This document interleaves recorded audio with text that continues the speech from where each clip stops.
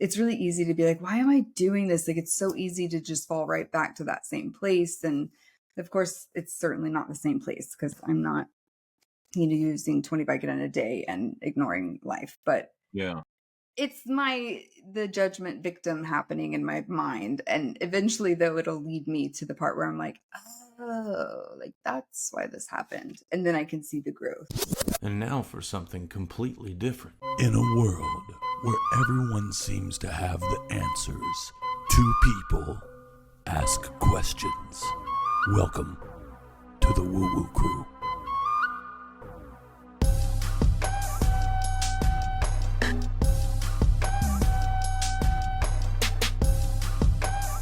It's very good, very good, very good. I want to start today by saying that, yes, I have been having a shit ton of synchronicities.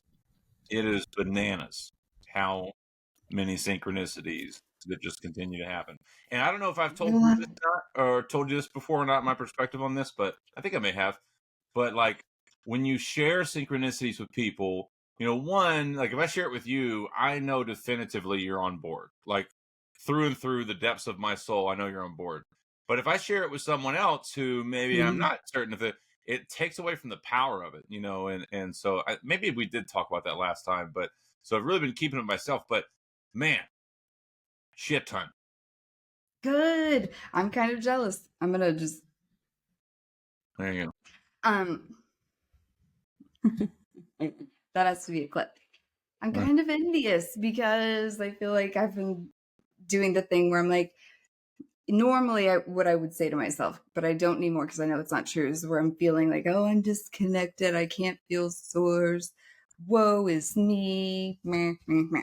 So, but every time I go through a season of growth, it goes from that to everything is awesome. So it's just like roller coaster, but instead of, I know life's a roller coaster and everyone's just gonna have to suck it because I can't get there. It is. That's the sweet spot. Yeah. I just like it gets super amped up in the winter whenever it's my hermit time. And I feel like it's been 6 months into 2024. And I knew on New Year's Eve, like I had this odd feeling that I've never had before. Cause you know how people, when you're growing up, they're like, oh, you're a year older. Happy birthday. Do you feel older? And you're like, nah, I feel exactly the same.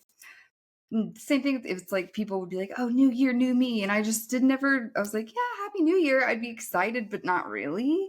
This is the first time that there was the feeling of like, this is going to be a good year, or like more of like, this is going to be a big year. And so not that it'll be bad. It's just, it's been rough, but like the amount of work that me and my husband have done in 2 months into 2024 is the work. Really, yeah. Like, because I've just been getting triggered left and right.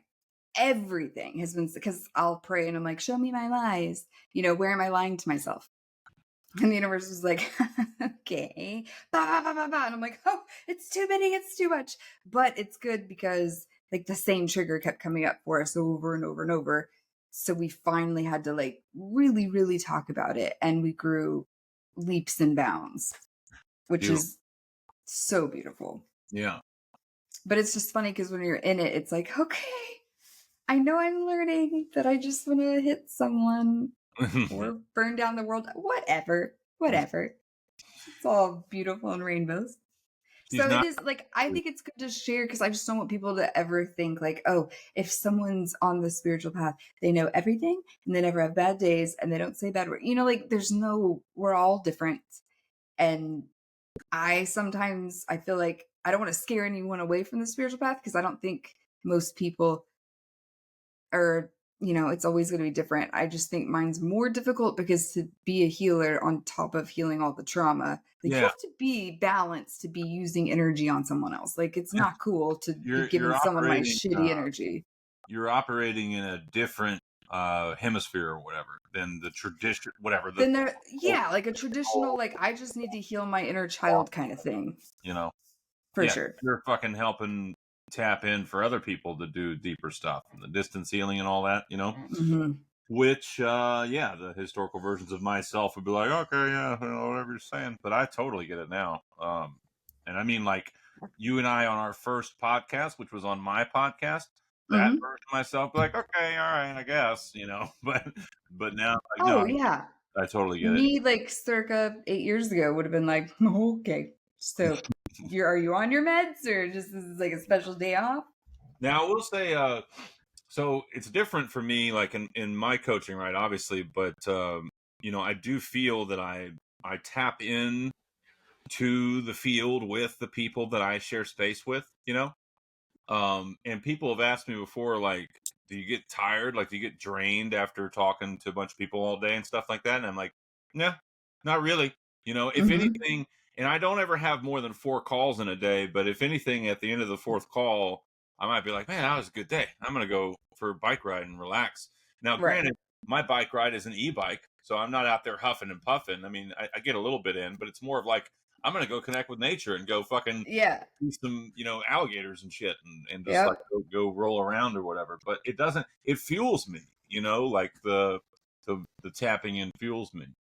My Well, I agree because I had someone ask me that whenever I was pulling cards, and it kind of tickled me, but it's funny because there's no different. I mean, there's a pretty big difference, I guess, between pulling cards and doing a distance healing, but I never doubted the cards because I don't know if I ever really had enough like belief to doubt them, if that makes sense. Like I just was like, I'll pull cards.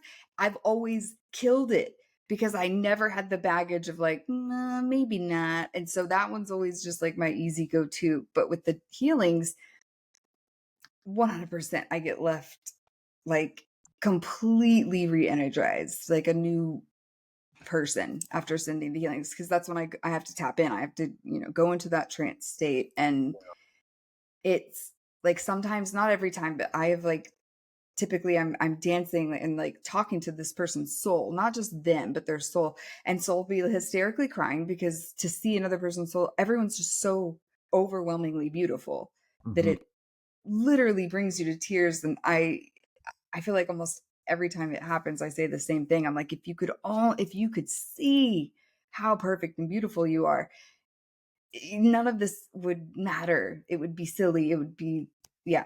Mhm. And Yeah. it's so funny because it's easy to do in trance. And then I come out and I'm a regular person who's a mom and I have my own insecurities and I'm getting older, getting closer to the big 40. And it's never bothered me before until this year. I started getting triggered with that like crazy, like Uh, insecurities coming up. Like I'm getting old. I'm just your old ball and chain. Blah. And so that we had to talk about that. yeah. So yeah, just getting hit with like the regular life stuff on top of the spiritual stuff is when it gets like no one hears from me for months because I'm just in a corner like it's all gonna be fine. Everything will be fine.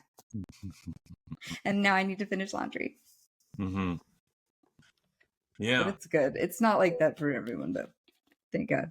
Well, I mean, I have my perspective, but the same as you say, like I realize that everybody's spiritual journey is unique, even though you may see similarities in certain areas. Mm-hmm. On one side of the coin, it's clear that when you tap into, your, you know, deeper parts of yourself and stuff, like there's, you're fucking connected, like you're connected to the field. I've felt since we've been hanging out that you are, you're more connected to the field, or your experience here allows you a sense of being more you know what I'm saying? Like there's something more there for you, right? And so I Yeah. think that would make, when you go into the parts of yourself, when you're navigating your own stuff, your own triggers and all that stuff, I feel like that could create that more weighted down because that's where that comes from. Oh yeah. And it's so easy for me with insecurities and triggers. So my triggers typically, it doesn't matter what it is. And a lot of times it's frighteningly small, like the thing that sets it off. It can be a smell, it could be a word, it could be so when you have those past traumas, you don't really know what all you connect to it, but your body does. It remembers. And so I'll get one time, for instance, um, I felt myself, luckily I was alone long enough that I could analyze like, hey, you're really angry about not a big deal. Like what's really happening right now? And then I got down to the nitty gritty and like, I realized I'm just sad. I got my feelings hurt and I was afraid of being abandoned. All that happened was, and I knew this, there was the band for like the high school. When they practice, they'll go down our street, like the marching band. And we were watching them, but we had to switch to the other side of the house because they were going around. Well, the 3 of them had left me and I didn't know. So they had already gone to sit outside and I'm like running around the house yelling and I'm like, "Oh my God, where are they?" And then Mhm. all of a sudden, without realizing it, I got triggered and I'm like raging out at Chris, like ready to go just in on him. And I'm like, "Wait, but for what? Like, what are you going to say?" So that was just, it was interesting being able to watch it in real time and break it down. But there's plenty of times, like recently this past week, when I didn't know I was in it. And so it's like that trigger causes me to go right back in the matrix. Mhm. So my spending upticks, my, like just those vices, all of it, you fall kind of right back in it. And it feels like it's really easy to be like, why am I doing this? Like it's so easy to just fall right back to that same place. And of course, it's certainly not the same place because I'm not, using 20 Vicodin a day and ignoring life. But Yeah. it's the judgment victim happening in my mind. And eventually, though, it'll lead me to the part where I'm like, oh, like that's why this happened. And then I can see the growth. So I'm curious, and again, it's obviously different, your scenario and your connection and what you're navigating in your life circumstances and what your day to day life is like and what my day to day life is like. But where I'm at currently, I have mitigated or transmuted or alchemized like 98% of anything that potentially triggers me in my day-to-day life in any way, whether it be anger or that physiological response of not being enough or any of that stuff. Like I don't get those anymore. But there could be one random thing that happens that's not in my normal day-to-day life. And then that little thing might show me a little bit, right? Hmm. But Yeah. it won't be a trigger where all of a sudden I'm somewhere else. It's more like a trigger where I see it and I'm like, oh, there's that, you know? And so I'm curious, like from your perspective, do you Hmm. see like in the future reaching a space where you don't have those types of responses because you've worked through it? Or do you think it'll I think for most of it, yes. There's absolutely, I mean, that's the point of it because so much of it is psychological mm, where, I'm doing my own psychoanalysis like, hey, what are we really angry about here? Breaking things down. But the the larger aspect at play, if I was single, I'd be fine. Like it's easy when I right? don't, You mean when like you have a mirror every day, like this mirror that also like holds on to past stuff, like that maybe your old fuck ups. So it's just like all these things like that relationship factor definitely has made it. do you think Oh it's a my yeah, God. do you think it's a combination of because where my mind went there was like, and I was kind of thinking that sort of in the beginning, right? Like I'm a single dude with my dog, you know, Hmm. and And you that's a beautiful thing. and you have a relationship as well as kids, right? Right, So right. you're getting external stimuli from your relationship dynamic as well as school dynamic as well as And whatever. then these weird triggers that I didn't know existed, like with my kids when my daughter got in trouble for dress code. And I like flipped out because I was triggered from when I didn't know I was traumatized in high school by Yeah, getting dress coded and humiliated in front of everyone because my boobs were too big and I couldn't help yeah, it. So, like, it's these odd things that happen that are beautiful and that lead to growth if you're aware of it. A lot of times parents are like, oh, my annoying kid. I'm like, your kids are 100 times smarter than you all day every day. Like they're still tapped in till about naturally, I think till about 10. Because yeah. even Hudson has started, like when we were at the park, he was like, I don't know, like, remember how you said we've seen things? And I'm like, don't do this to me, buddy. Don't Don't you fucking quit on me don't you now. go to the dark side. Like you were the only one there for multiple events that were trippy. Please don't leave me.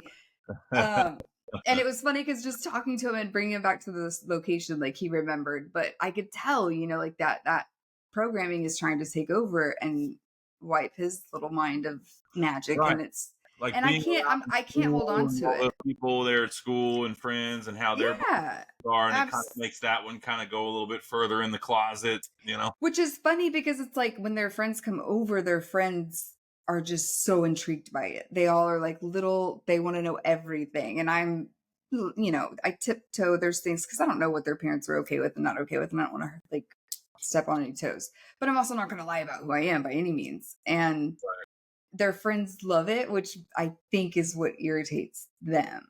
Especially my daughter. I feel like she's more like, because it's like, okay, they're my friends, mom, not your friends. So I've backed off, like, let them do their own thing, but they'll want to do card readings and they just find it fascinating and that's fine.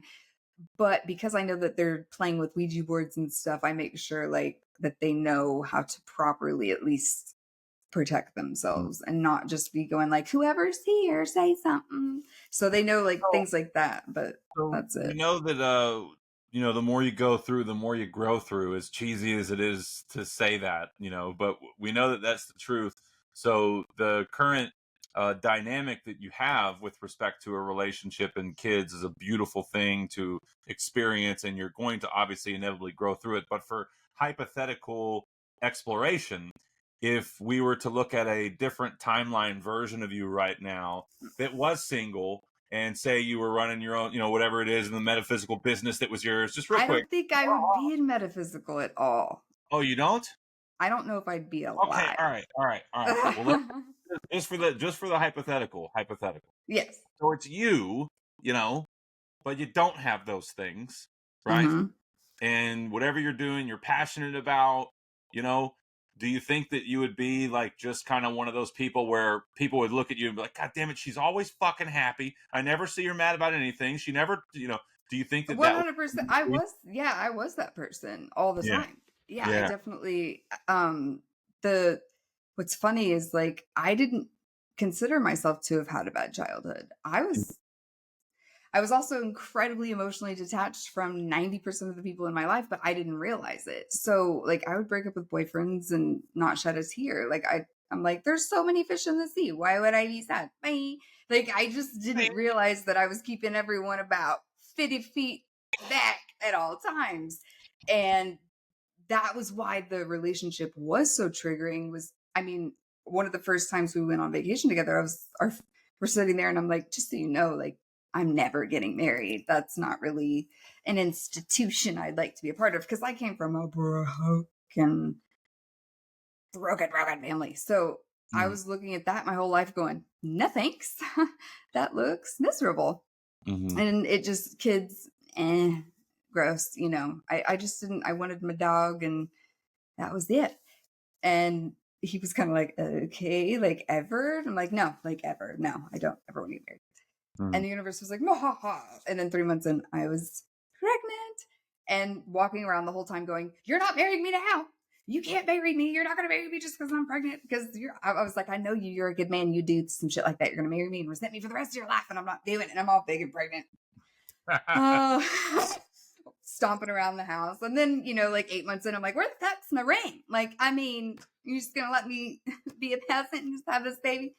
Oh, I was a mess. And it was funny because someone was spreading rumors when we first met that I got pregnant on purpose to keep him, like, to get him in. And I was like, let me tell you, that's how you do it is you get fat and mean. That guys love it, especially when they don't really know you. So there's a phrase that would trigger some people for me to say, but where I grew up, they would call that a keep a blank baby. Keep like a bastard. blank. There's a blank that I'm not supposed to say. Keep a blank baby. Does it end in an A? It ends in an Right. Yeah. Really? Keep a keep a baby. No, I picked it up by your lack of saying it, but I've never heard that. I've heard like a bastard out of wedlock. Yeah, basically here in the South, it's like is what you hear. I think it's kind of like it's similar, but it's like the idea is that the whole reason the baby was had was to keep the dude, Oh, I get it. Keep a baby, Oh, Oh, that's one of them. Keep a. That's awful. That's what used to be said. I'm like more shook at the term, but that I've never, because like I've heard all Well, the yeah, that's the phrases. thing. It's different everywhere you go, you know. And Uh-huh. I've learned that in doing the work that I do, and I know you've spoken to a lot of people from different places all over the world as well. But it's like there's all sorts of different I know stuff. that's why it's fun when And there's a new one. sometimes I'm you'll like, oh, find one that's a similarity where it's like, you guys say that too over there? Holy fuck. But other ones just say like, you uh-huh. never heard that? Well, I'll just carry on. Don't worry Well, about like shopping cart and calling them buggies in the South. We always call them buggies. And I said it to someone else. They were it. like, "Oh, what?" And I Yeah. was like, like a buggy. Never Yeah. mind. Yeah.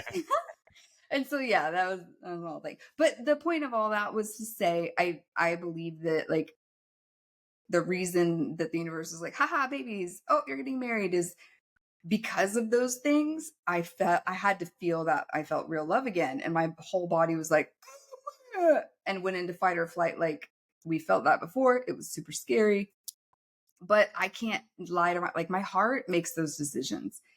And I knew I was keeping the baby. I knew I was getting married to this man. Like I knew it.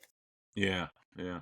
And here But it you are. was, yeah. And I wanted to say like that was, it doesn't mean like, oh, someone that's single can't have the same kind of spiritual. I did not want it to, I just wanted to like emphasize the fact that's what created my spiritual experience, was because I was losing my mind and Well, yeah, that's not, where the dynamic is just so there's so many varying levels of it because you know someone could have a spiritual experience, their life, their spiritual journey involves living on a farm their entire life, but they just fucking they keep expanding consciousness, they keep having more love. There's no real external stimuli. Then you got another person who's on a spiritual path and they work like some traditional career path. So yeah. they're getting a lot of more fucking external stimuli from their bosses and meeting Mm-hmm. deadlines, et cetera, and everywhere in between, you know. Oh, exactly. And that's why it's so varied, because we're all I, individual and unique. I gotta say one more thing What? to cap that up, because you could also have someone that lives on a farm their entire life, but they have a negative narrative and they're always defeating themselves and Oh, they die in early I was death. fixing to say, yeah, most people, unfortunately, that live on a farm are never going to have that, because they don't know that Yeah. that there's a spiritual experience to be had, and all they have is the programming. And that's where like technology is a beautiful thing, because it's, I mean, oh my God, if I didn't have the internet to figure out what the was happening to me when I was going through my awakening, Sure. I don't know Yeah. what would have happened, because it was like I Yeah. was a caged animal. You That would was have had to go crazy. to a library and hope that you found an answer. Yeah, they don't have that in my library. They don't got what I was looking for in my I library. was lucky when I found a Deepak Chopra book, and all it said was coincidences. They didn't Yeah. even want to have it to say Oh, Deepak on it. Oh, is it good?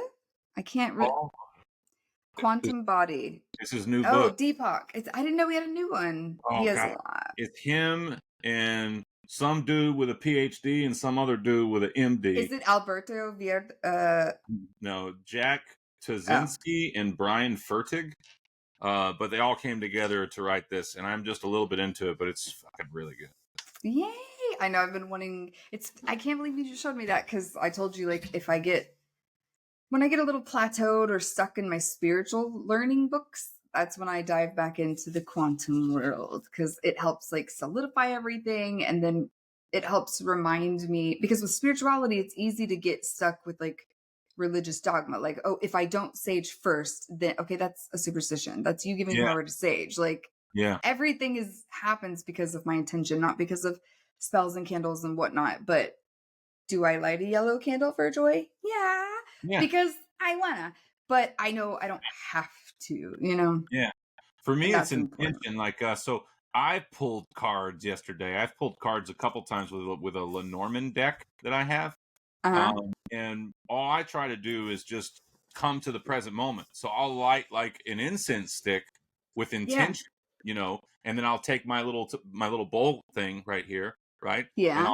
I'll do the and just come to and I'll say intentionally what I'm trying to do from a grounded place, and then but yeah. Absolutely. It's not like I have a particular. You gotta make sure you pull out this sheet and have this over here, and there's gotta be four corners, and you gotta have those. And it's like Well, no, see, that's why I wasn't a fan of witchcraft, because it really is literally like ingredients and step by step. If yeah, I'm having to like read something, that's not fun anymore. I'm not having fun. Like I'm sweating going, is it I want to right? be creative. And that's the Mm, most Yeah. That's the best way to manifest, is to just use your imagination and set that intention. Yeah. Yeah. Well, I Right. think you would fucking love this quantum body book. I mean, I'm only like, I don't know, 20 pages in, but I know. I'll have to look at. I get so sucked in with Gaia, and now they have all the. There's so much new content with the like the quantum physics, and yeah. Yeah. I love it so much. Yeah. I need to go check out some of that stuff. I do like. But I have been doing good painting. That's good. You got some painting to show? Yeah. Let's see. This humongous Show and one is tell. what I'm working on. It's Oh, cool. big. I'm so not done with it. And then I just finished this guy here. Cool. Yeah. I'll have to wait until the final copy because it's blurry for the recording version. Oh, that's right. I know, because you were showing me, and I'm like, yeah, I could totally see everything on the book. Yeah. Right. Like, oh, that's a nice book. Yeah, right. I could see better than that. Oh, and then I got a new record player in here. See, I was in the Matrix a bit. Like and quite a few new albums. Yes. Oh, it's wow. a cute little like Victrola suitcase with some speakers, because I was in here painting, and I'm like, this, like, my old record player was just too quiet for in here. Yeah. Yeah. Again, spiritually bypassing. When I didn't feel good, instead of meditating, I'm like, I'll just get an episode because I need to buy shit. When my dad passed on to the next level of experience or whatever, we went up there to go through all the stuff. He was what he would refer to himself as an audiophile. So he was like really into music, and he had like all the stuff you could think you would want to have. With a super nice record player and just a wall of vinyls, like a wall. And when we first walked in there, I had a buddy of mine from Georgia that is really, really good with, he's a good friend of mine. He's really good at like sizing things up for value. He's been in the realm of buying and selling for a long time, antique stores, all that shit. Just super knowledgeable. Oh, yeah. And so he's like, yeah, I'll help you do it. And we get in there, and when he first looked at it, he's like, dude, this record collection? He's like 60 to 80 grand. And I was like, fucking right it is. But then when we got down to it, it turns out my dad, like in the beginning, you know, when he first started making all the money being a doctor and stuff like that, like he really bought the finer things. But it looks like in his later years in life, he would buy the stuff that was good, but not expensive. You know, whether it meant it was like kind of a refurbished record, or a particular style of pen that isn't that top-notch pen he used to get, but the one that's like the one the budget guy buys. The one that is more economical and makes more sense. Yeah. So when we went through all the stuff, it's like everything. The first walkthrough, it's like, God, it's all this money. But then when we kind of went through everything, it's like, it's not what we thought it was. It's not. But that's still awesome to have that many records. Because they're all gone now, but yeah. They're $40 freaking a pop over here. I'm like, dude. Oh, really? CDs were $18. And I thought that was expensive. We were all stealing music for $18. Were you buying brand new records? Well, yeah, because like the ones like Kid Cudi was hard to find. It's not one I can typically find.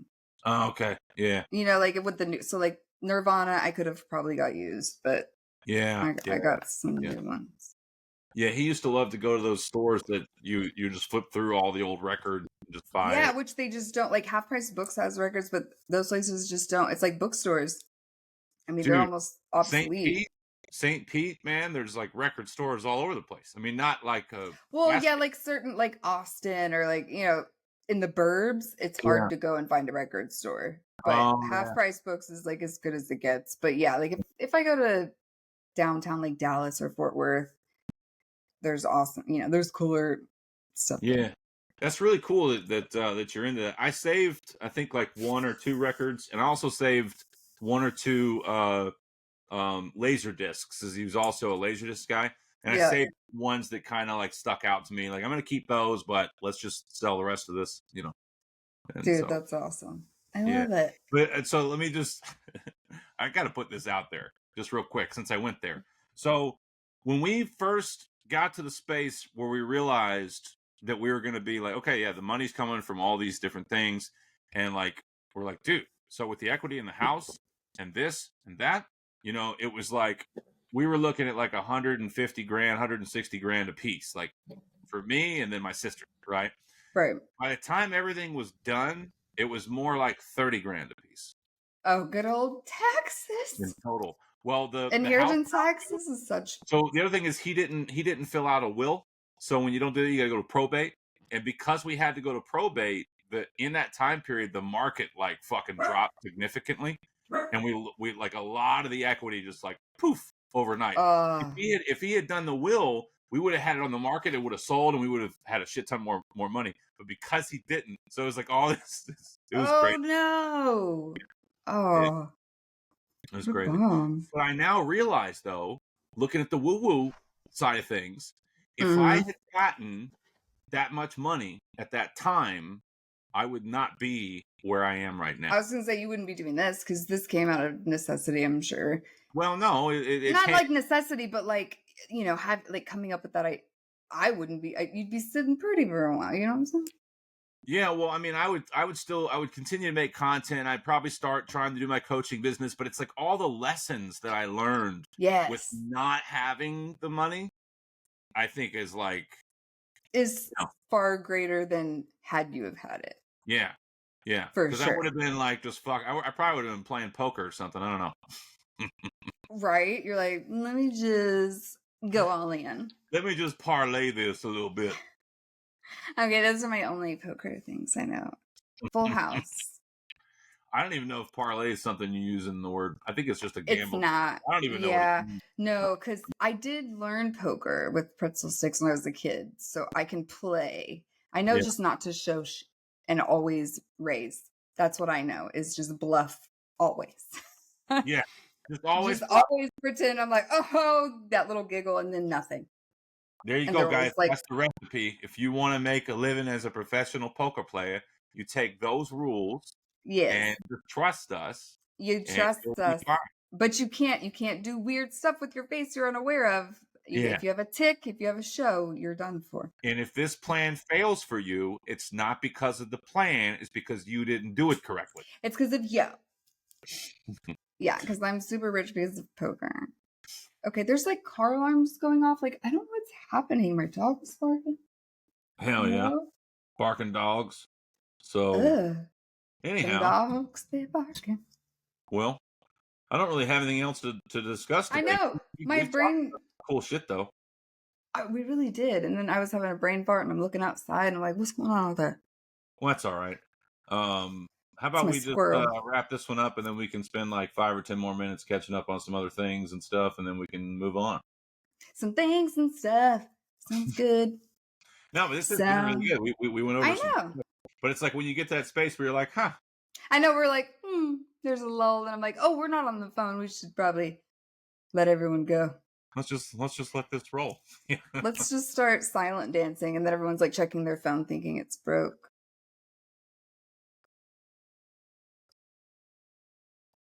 We're just kidding. We're here. That wasn't even a dance. I don't know what I was doing, but that's all right. I don't know. I think I vogued. Vogue. All right, then. Well, in that case. Woo-woo crew out.